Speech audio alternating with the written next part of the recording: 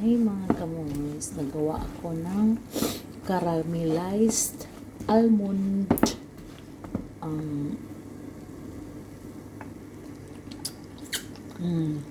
mainit.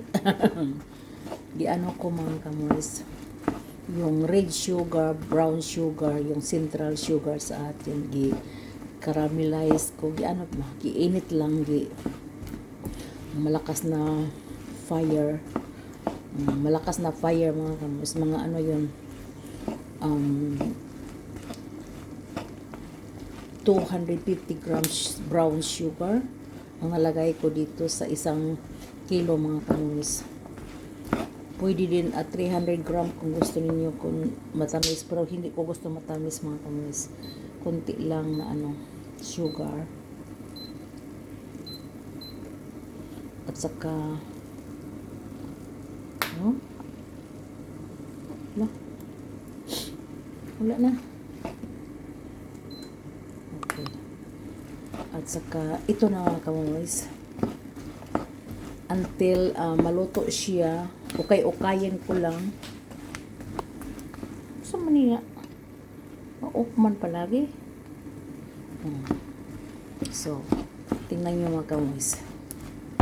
Ano ko kasi para maluto yung ano ang almond, ang mandel, ukay-ukayin ng marami, pero nandoon na ang sugar is already caramelized with vanilla sugar together.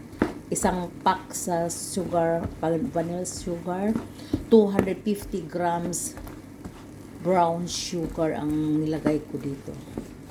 At saka you have to i-on mo ng malakas first para maano siya, ma-caramelize ang sugar. Mahilis ba? Mahilis. At saka kung mahilis ng mga kamoys, pahinahinaan mo ng konti, ilagay mo ang mga mandel, ang almond. At saka you have to like this. Okay very much, very well.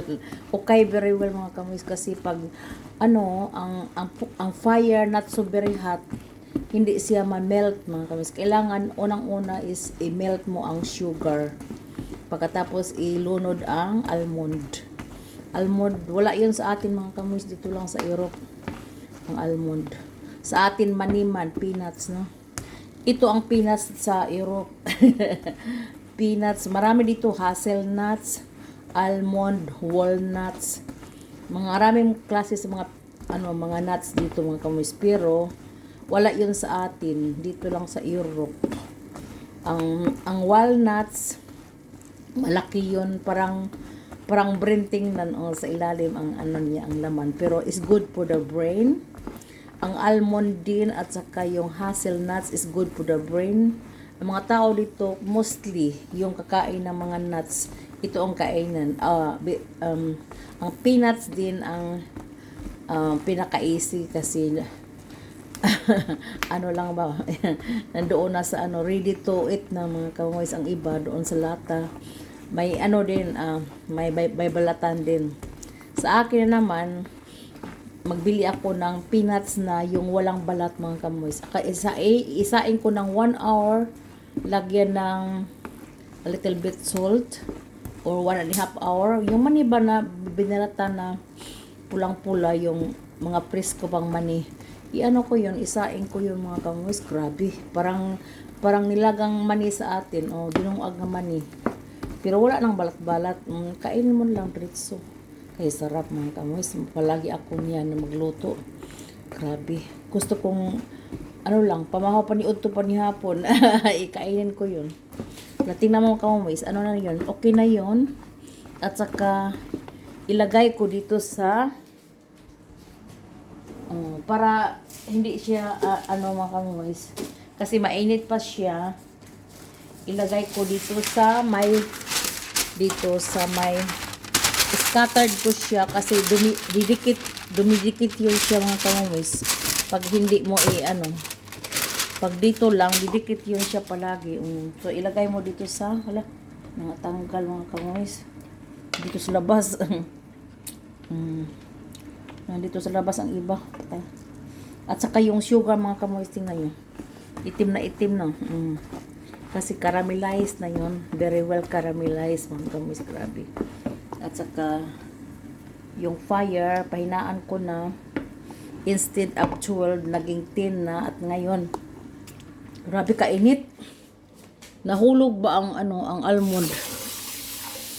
At saka, ginanon ko sa kamay, kainit-init mga kamoys. So, okay na yon. Okay na yon mga kamoys. At saka luto na. At saka ilagay ko dito. Scattered ko dito mga kamoys para matuyo siya. At saka pag tuyo niya mga kamoys, masarap na yung kainin. At very crispy. Grabe. Ito lang. Ganuhin lang palagi. Almost 30 minutes, 20 minutes ang pagluto nito.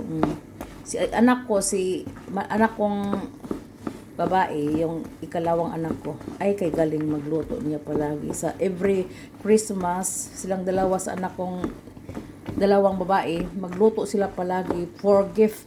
I-gift nila sa mga friends nila at saka sa amin. At saka iputos nila ng magandang putos. Oh, grabe mga kamoys. Grabe yun sila makagawa.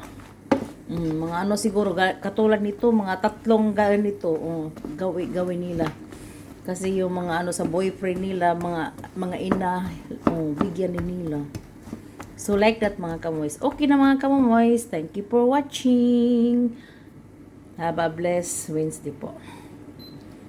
So, i-off ko na. Wow. Bye-bye.